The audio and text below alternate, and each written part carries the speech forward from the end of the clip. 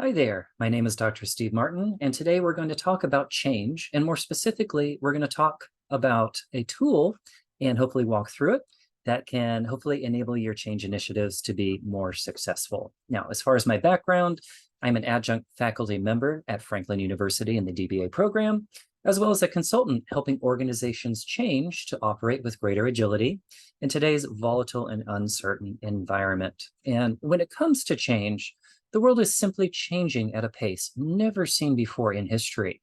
And to keep up with that change, organizations, whether they are for-profit, nonprofit, government, whatever, they tend to use projects as a way to introduce change. Now, change in and of itself, it's not a bad thing. But when it does come to change, there's some interesting statistics that folks who introduce change, you might want to know.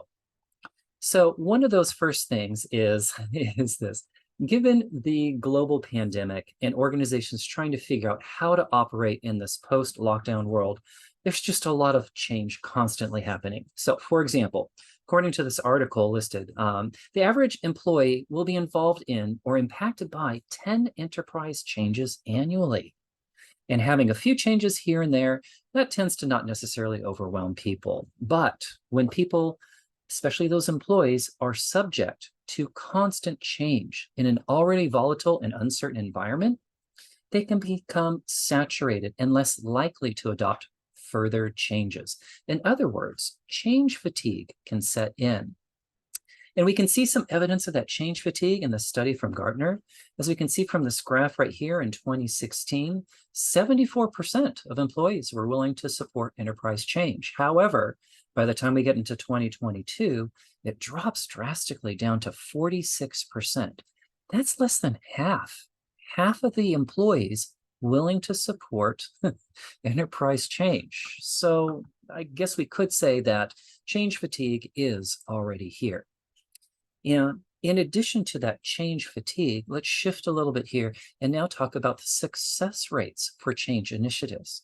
Now remember, whenever we do a project or a change initiative, there are certain goals or targets that are desired. And in this report that we see here from McKinsey, they stated that 70% of change initiatives fail to meet their desired objectives. Now, there is some controversy with this specific failure rate number. Some authors say that it's more towards a failure rate of 30%. Other authors say, enterprise-wide change has failure rates of greater than 90%. But, regardless of the exact number, if your change initiatives are not meeting their objectives, then we can argue you are likely wasting your valuable time and your money.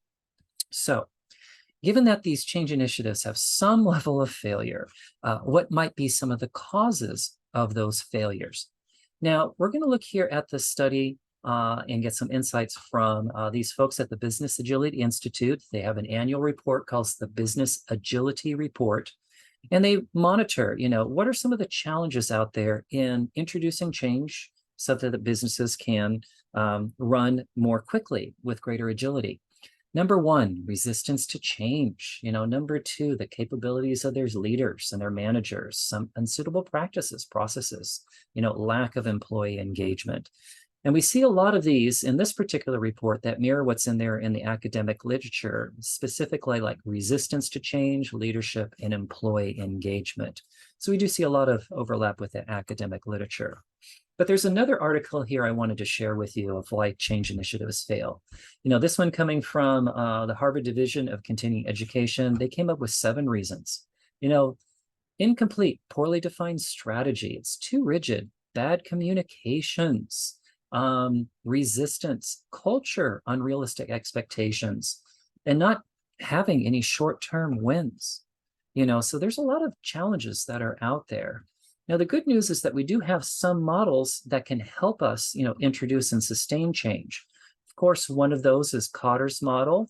Now, I'm not going to go through all the different steps here in Kotter's model. I'll leave that up to you to take a look at that later. But we also have the ProSci model, again, going to let you get into more detail later, but, awareness, desire for the change, getting some training, practicing and applying that change, then reinforcing. So the good news is, again, we've got some models that are out there. But what I find that as a consultant, when I work with my folks in the field, It takes time, effort, money to train folks on these frameworks to get them up to speed when they just really want to get started. Let's just get going. But this is exactly where the problem is as well.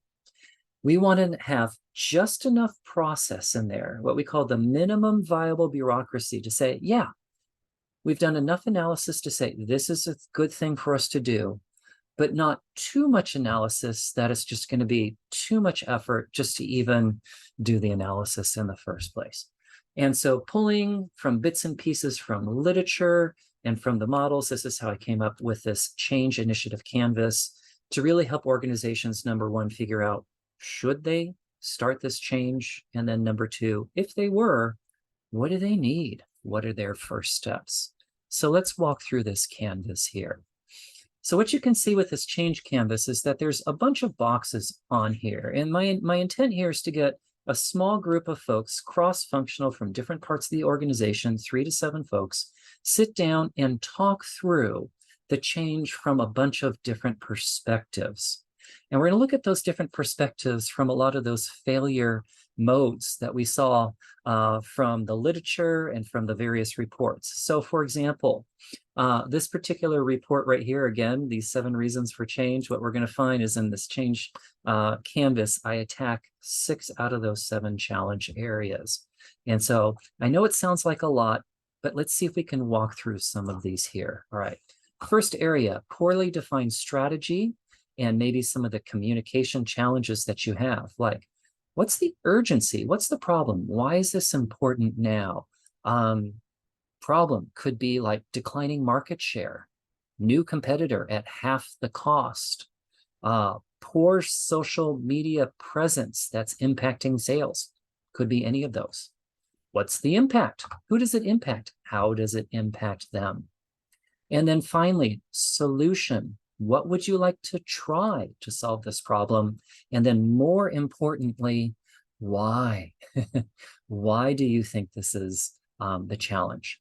Now, if you have these 3 boxes here, not only can it help clarify your strategy, but it can also help you with your communications that you're going to be doing.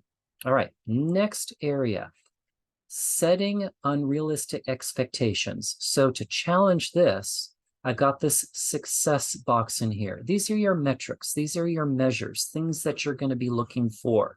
So for example, if we do this change, some of those metrics might be, it's going to reduce your processing time by, let's say, 10%. Reduce your quality issues logged by, let's say, 15%. It could be another metric like increase your customer satisfaction by 20%. So by having this here, you want to make sure you're setting those expectations sooner than later. The next couple sections here really address the problem of resistance. We've got a very traditional force field analysis here in the middle, very traditional. What are those things that are propelling or helping the change move forward? Things such as you have budget, you've got people with time, and the skill set to be able to do that. That can move things forward. What are your resistors? Could be organizational culture. Could be this solution is just not anywhere on your roadmap. All right. And so that could be, holding things back. Who do you need to help you influence change? Who do you need to be on your team? Who are your key team members? And then lastly, any objections? What are your top objections that you expect? And how would you help your allies or your team members? What are some of those talking points against that resistance? Okay, we got 2 more boxes to go here. This box in the upper right, the values. What are the values that you're going to actually demonstrate as you go through this change? Kind of gets to that problem area of culture, respect, honesty, transparency, courage, things like that. Values your teams will demonstrate throughout your entire change initiative. And then lastly, first critical actions. What's your first steps that you're going to take? How are you going to get those short-term wins? And when we step back and look at this entire canvas that you see here, again, we are attacking 6 out of those 7 main areas that we saw in that HBR article. Now, here's the key thing whenever you work with a canvas. Again, this is just a tool. It's not about writing things down. It's not about checking the box. Did we fill it out? It's about the conversation, the collaboration, listening to each other, pros and cons as you talk through the change. It's about the collaboration. It's about the conversation. Don't just fill it out and say it's done. All right. Now, I do have a favor to ask. This is a change canvas I've been using with my immediate set of colleagues. I'm going to call on my friends and family. I would like to offer this up to you for you to use out there for your change initiatives. You can come to my website here, download it for free. You're not going to be giving me any of your name, contact information, anything like that. My only request is this. If you go out there and use this, send me some feedback. Let's see if we can make this a tool for other folks to be more successful. So again, my name is Dr. Steve Martin, here to talk about change and the change initiative canvas. And then hopefully by using this in this tool, we can make some shift happen. Thank you so much for being here.